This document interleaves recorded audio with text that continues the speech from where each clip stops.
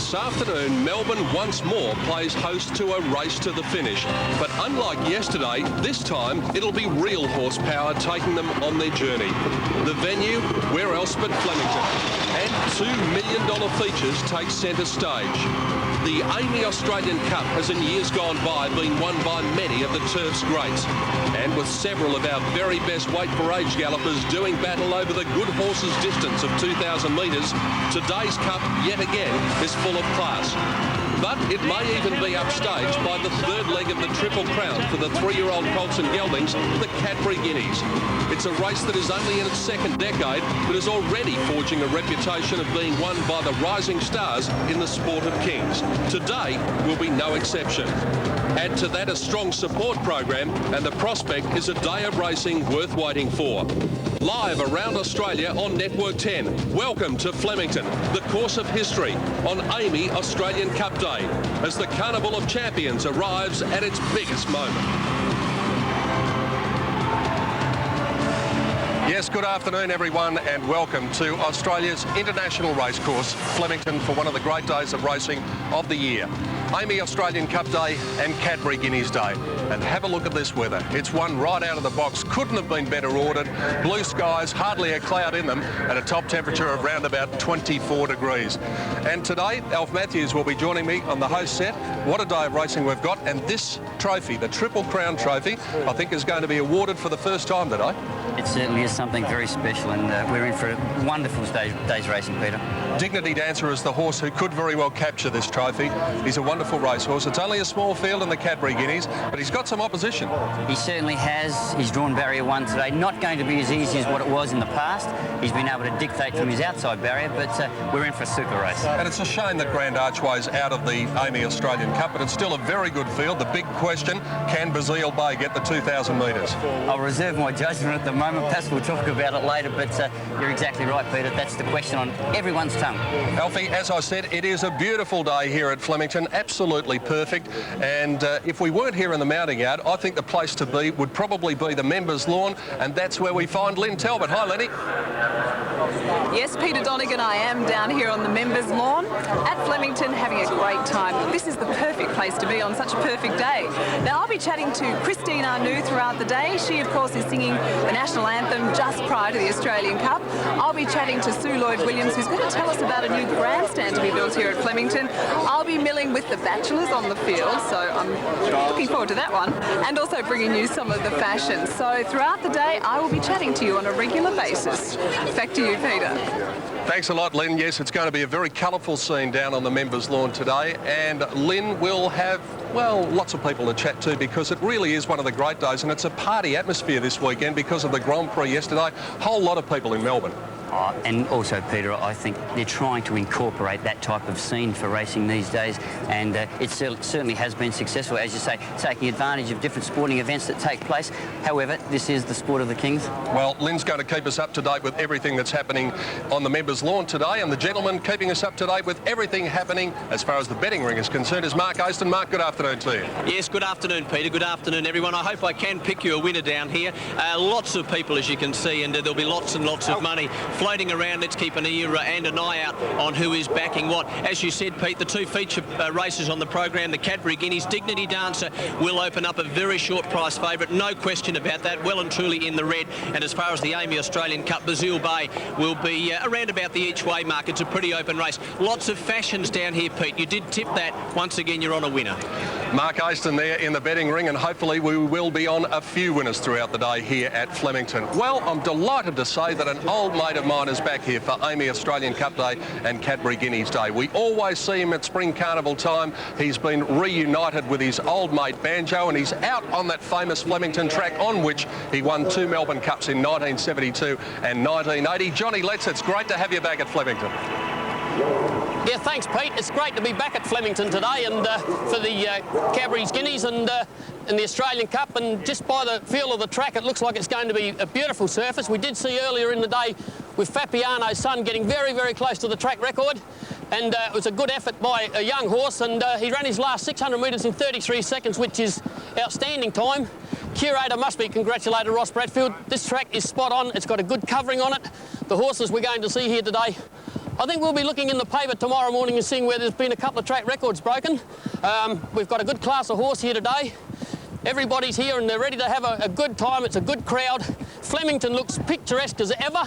And hopefully by the end of the day, everybody goes home winning money. And we've had a great Australian and a Guineas Day at Flemington today. Good on you, Johnny Letts. And look at the picture from the Whitman's Lightship. Doesn't Flemington look a picture today on AAMI Australian Cup Day? And we've got so much to look forward to today. We'll be bringing you 6 races between now and 5 o'clock Eastern Daylight Saving Time. The first of those is coming up in round about 15 minutes. It's the Mark Sensing Sprint Race 4, and that will be over the journey of 1,000 metres down the straight. Then one of the features, the Cadbury Guineas. Can Dignity Dancer capture the Triple Crown? The Pure Milk 1100 is next, followed by the AAMI Australian Cup. $1.25 million in prize money. The Scalzo Food Industry Stakes is race 8, and that's just after 4 o'clock, and then the program will close with the Devon Park Stud Stakes, race number 9 at 4:45. Time now to take a look at the scratchings for the program, and from race 4, the next on the card, number 10, Final Draw comes out. Number 10 out of race 4, the rider for 13, Spirit Breaker, is Danny Nicolig. Race 5, the Cadbury Guineas at 2 o'clock, and we have one scratching, number 6, Murajar, number 6, and that leaves a field of only 6 running, but a very select field. Race number 6 on the card, and that is the Pure Milk 1100, and from the 6th, number 13, Grand Chevelle comes out. Number 13 out of race 6. The rider for number 10, Come to Order, is Craig Williams. From the AAMI Australian Cup race 7, unfortunately, Grand Archway is not quite right, number 12, and the Oaks winner won't be going around today, but still it's a wonderful field. Race 8 on the card. Number 13, Slavonic, is the scratching. Number 13, Slavonic out, and the rider for number 14, Go Davo Go, is Stephen Baster. And from the final event on the card, here there are no scratchings and a field of 14 to face the starter. Well, as I said, we've got so much to look forward to here at Flemington today, and we have a lot of international visitors. We'll be chatting with some of those throughout the day. And one of the features that they're going to see, even apart from the AAMI Australian Cup, is the Cadbury Guineas. And I think it will be the case that that Triple Crown trophy is presented for the first time today. There is $617,000 in prize money to the winner today. There's also a $250,000 bonus, and it could go to the connections of Dignity Dancer, and the story began at Moonee Valley last month.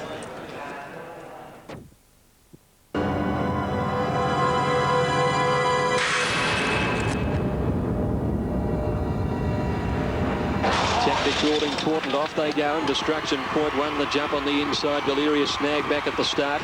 Out in the hurry too in second place in Dignity Dancer. I got a bump from Mossman from behind and got my bloke sort of over racing and wanted to go straight ahead, so that's where we made the contact going to the first corner. It's the first turn looming up now. Dignity Dancer, he's back there. He's third on the inside. Oh, he and Mossman are having a real bump, and he's pushed Mossman off the track. Dignity Dancer there into the back, and he's trying to pocket Dignity Dancer. Here Greg Childs on Mossman, and he's got pushed right back. Dignity Dancer to second last now. The better horse and the better ride on the day that won.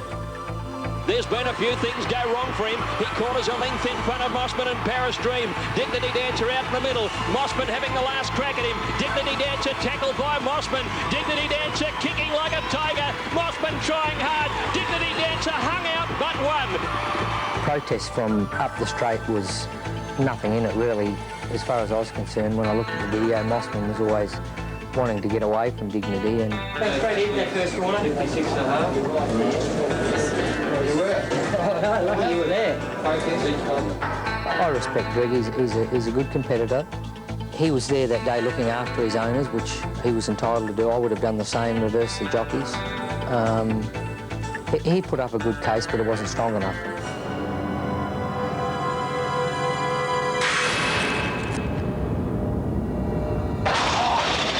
They go. Beautiful start. Delirious, one of the first out from Mossman. Cassidy eases immediately on Dignity Dancer to settle at the back of the field early. We won the first one. It was 1-0 to us, and then we went to Caulfield, and it was once again a pressure race. We had to win to be in the Triple Crown. Out towards the 1200 on top of the hill. Dignity Dancer moved up a length and a half away. Mossman trails him 2 lengths back. Dance gone the rail, and Delirious was last of all. As far as I was concerned, I was on the best horse on the day. So I was entitled to be a little bit cocky and a little bit cheeky, and I rode him that way. Royal Voyage to leader. Dignity Dancer's only a head away as they go to the 600. When I really went for him at the 200, my iron broke, my leather broke, and I think the show jumping for those 2 years when I was on the sideline played a big part in the victory. So they reached the 200 metres and Dignity Dancer drew a length and a half in front. Dansker sticking to him pretty well with Mossman on the outside. Dignity Dancer's under the whip. Dansker's having a rally through on the inside, but Dignity Dancer puts his stamp on the race and wins it 3/4 to Dansk second.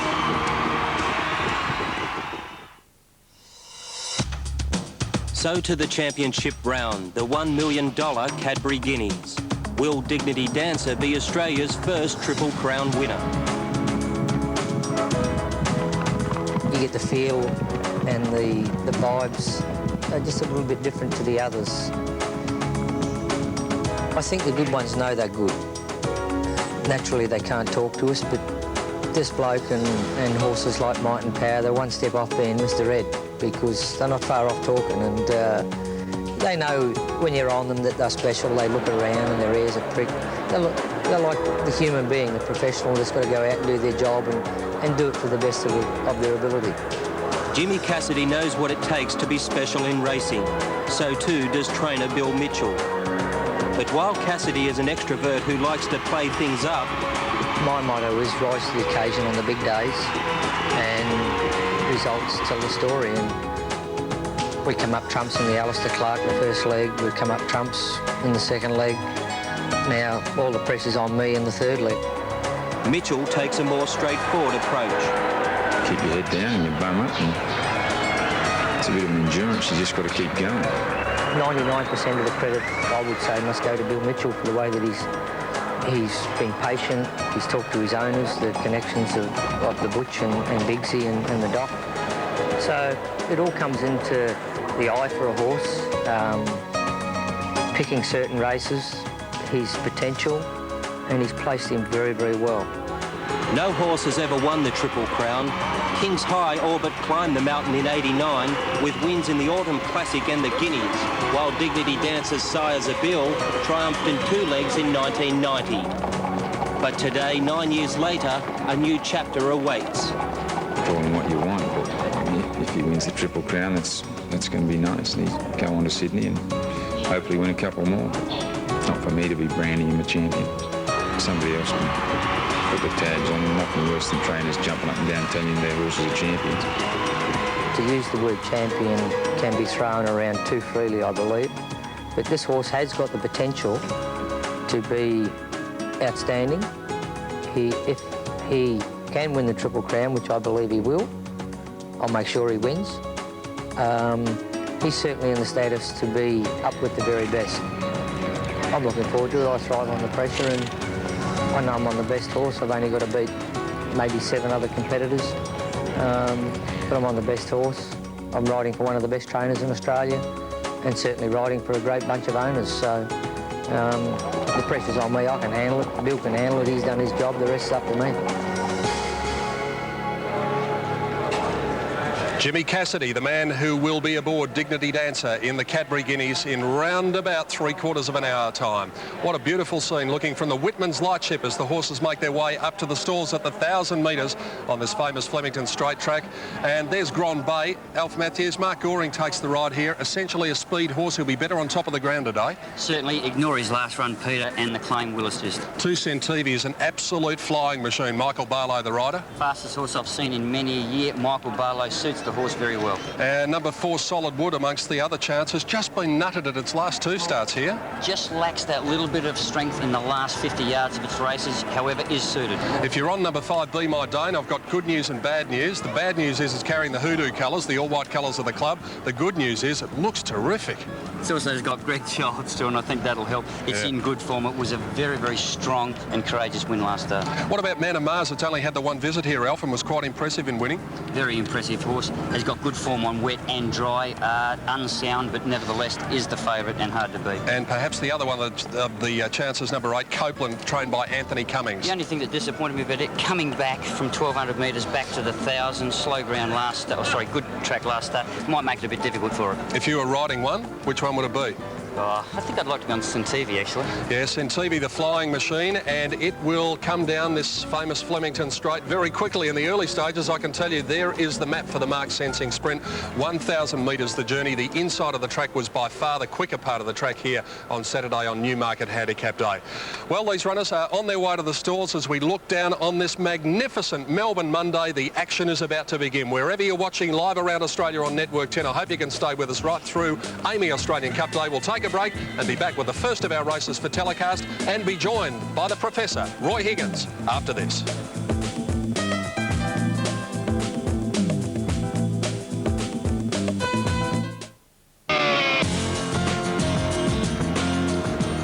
Runners at the barrier for race 4 at Flemington, the mark sensing sprint on AAMI Australian Cup Day 1999.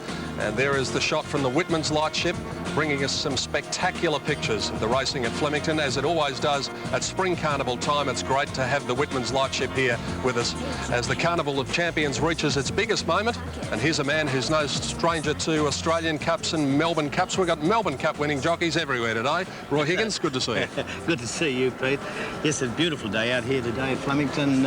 In this race, as Pete just mentioned, down behind the start here, interesting to have a look here of the 7 Man of Mars down from New South Wales. A mate of mine, Bernie Hallett, I rode for many years with Bernie, right, and I haven't had a chance to see him in the mounting yard yet. They tell me he's put on a lot of weight, which is shocking. Gee, no one else has. No one else has, have they? No. But I can assure you his horse looked absolutely excellent. He's obviously had problems. He's getting on a bit. He's only had 6 starts for 4 wins. His win here at Flemington was excellent. I saw it on the telly, and I really can't see these other horses worrying him, really. He just appears to have a bit on him.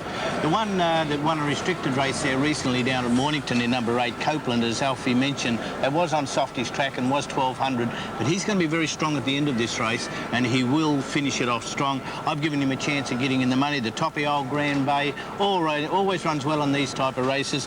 I find it hard to come into Centevi, the one that Alf likes.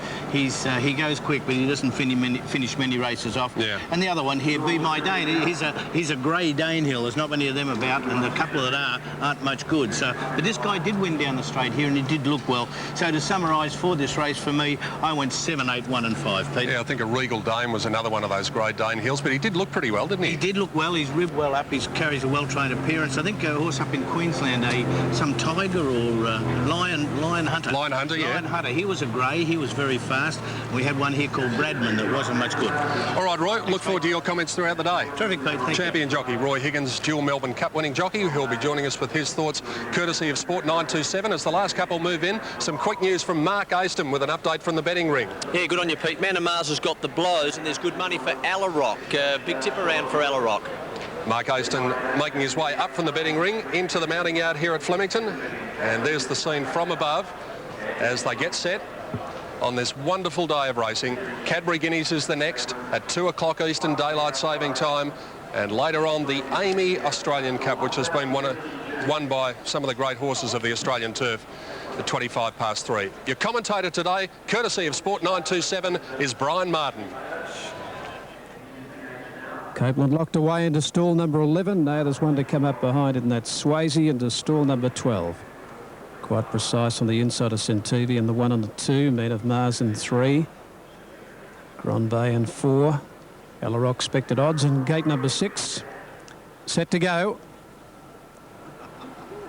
Line good. Racing. Man of Mars has bounced away okay. Quite precise. Went up in the air at the start. Centevi flew out of 2 and quickly went straight down to the rail. They're all going over to the flat side. Centevi led 2 or 3 lengths, settling down from Man of Mars and moving up Grand Bay.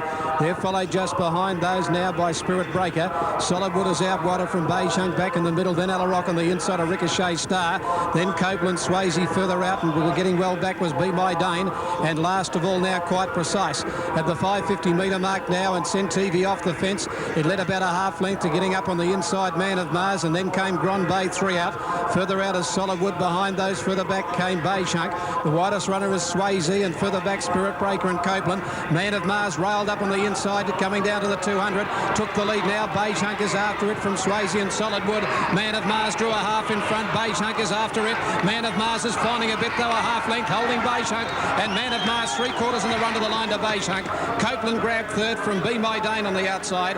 Then Spirit Breaker and further back Grand Bay Alarock. Then Solidwood Swayze. Further back in the race, Ricochet Star. Quite precise, and Centivi showed pace but dropped out to run last.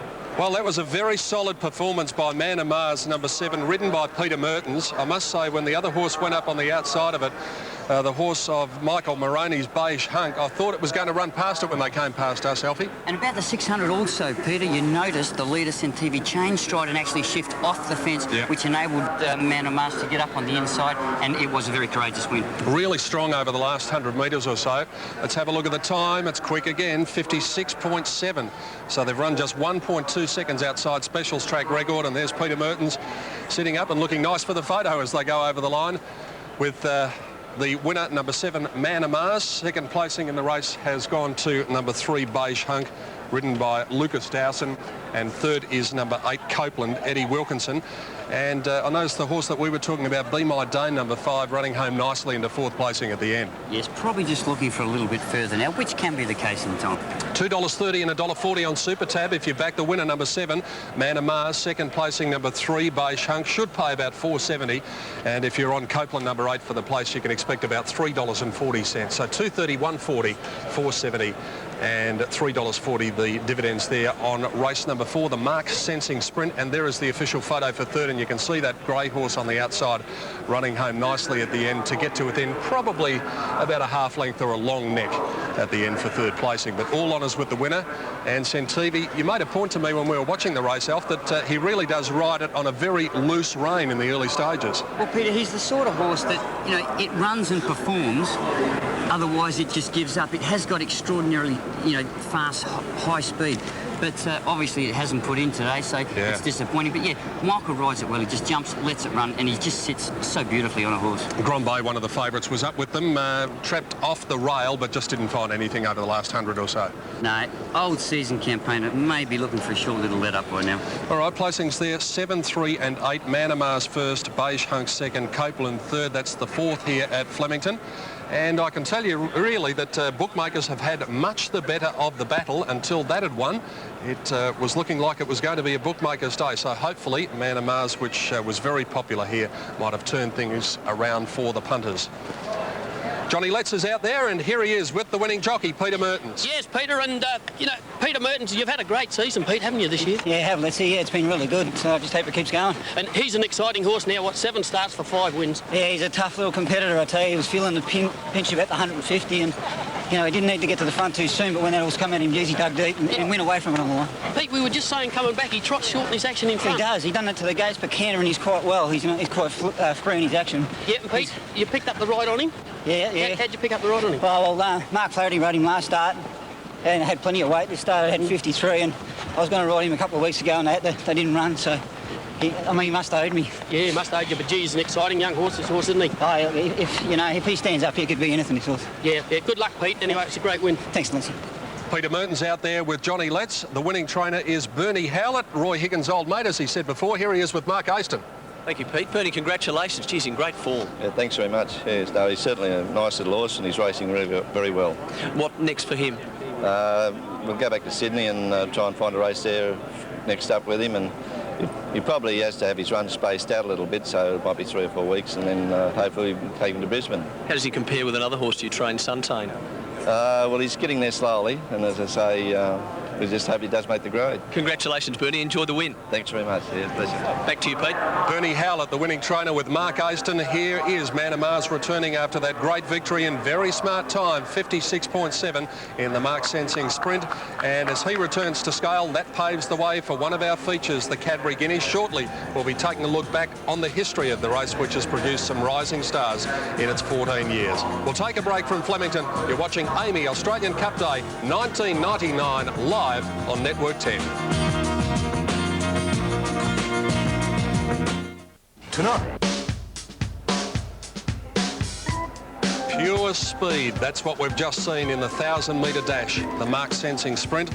And the speediest of them all was Man of Mars. That sent TV flying out of the gate to lead early. But at the end, where it was important, Man of Mars was in front. Placings were 7, 3 and 8 after the running of race 4, the mark-sensing sprint.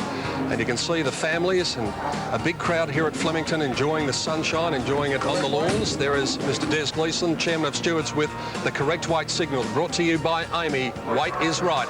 After the running of the 4th event, margins coming through, 3/4 of a length by 2, 3/4 by 2, and the time 56.7, and that is low flying. So with correct weight, we can bring you the Super Tab dividends officially as we look down from the Whitman's Lightship. Man of Mars, $2.30 and $1.40. Good result for the punters, finally. Beige Hunk, $4.70. Copeland, $3.40. The trifecta paid $205.80. The Quinella was $20 even. And the race-to-race double, $18 even, 7, 3 and 8 the placings after the running of race number 4. So as I said, that does pave the way for the running of one of the features today, the $1 million Cadbury Guineas. And you just saw on the members' lawn, that's one way to get some shade with the Whitman's Lightship going over the top. Occasionally it'll just give us a little bit of shade and a little bit of respite from the warm sun, but it doesn't seem to be worrying the people on the members' lawn. The Cadbury Guineas was first run back in the mid-80s, and it has unearthed some wonderful 3-year-olds over the years, including one of the horses that went on to become a super sire. Let's look back at some of the horses that have made their mark in previous runnings of the Cadbury Guineas.